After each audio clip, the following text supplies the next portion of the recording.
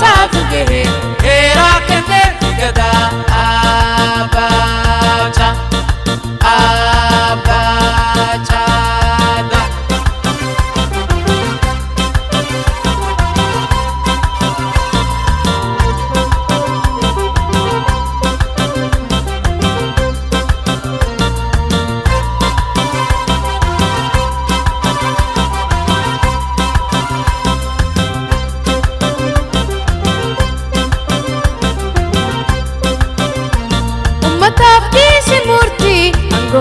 Takaba anasi beha gadan ke ganne dume erov dabar si baba anasi beha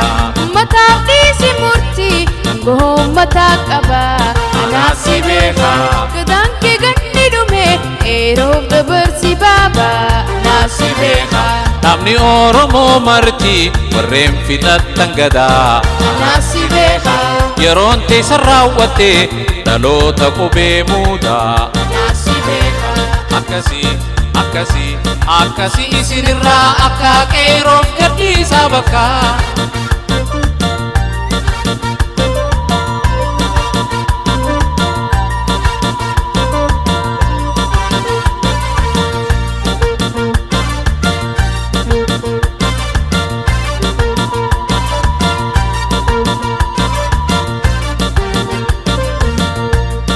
Andandenyu hija igang gadam nita Andandenyu hija igang gadam nita Fedalon di kube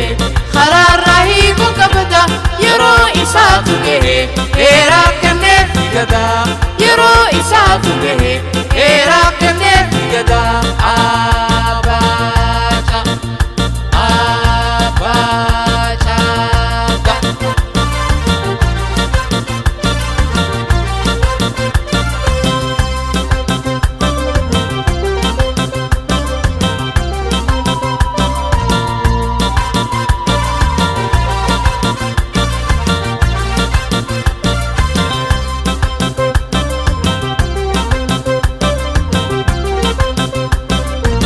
bar afuriyo kanshani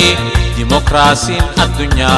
anasi beka sadetin jijirama jinsi gada Kenya anasi beka bar afuriyo kanshani demokrasin adunya anasi beka sadetin jijirama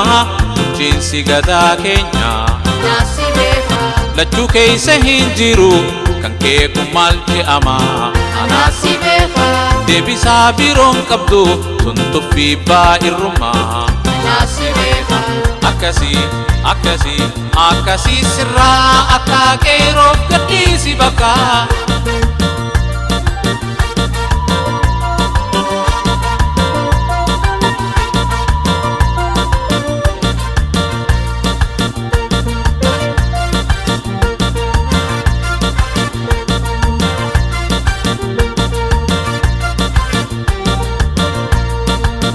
Andandenyu hija igang gadam nita Andandenyu hija igang gadam nita Fedalon ni kube khararahi ko kabada Yero isaatu gahe heera kenne figada Yero isaatu gahe heera kenne figada Abacha Abacha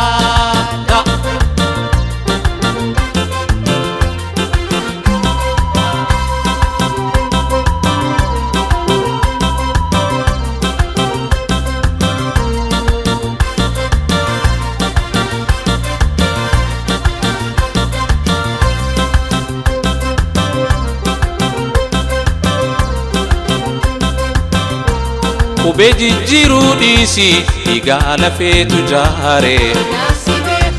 ummanni tanaaf lole dubbii dhageenyaan aare Ube jijjiru dhiisi dhiigaa lafee tujaare anaasi beeka Oromoon kanaaf lole dubbii dhageenyaan aare anaasi beeka Dubbii dhamoo doorsisaa geeddaruun abbaa duuba anaasi beeka Jiramu hintahu senan abada kaba Anasi beka akkasii sirraa akka qeeroof gadhiisi bakka.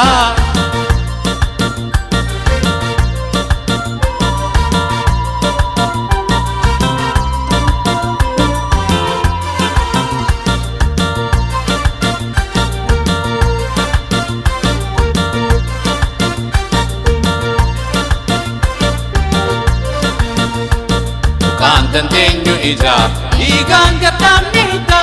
Dukaan dandeenyu ija dhiigaan gadhaabne hidha. Dhufe dhaloonni qubee karaarraa hiiku qabda. Yeroo isaatu ga'e heeraa kennee figada. Yeroo isaatu ga'e heeraa kennee figada. Abacha da.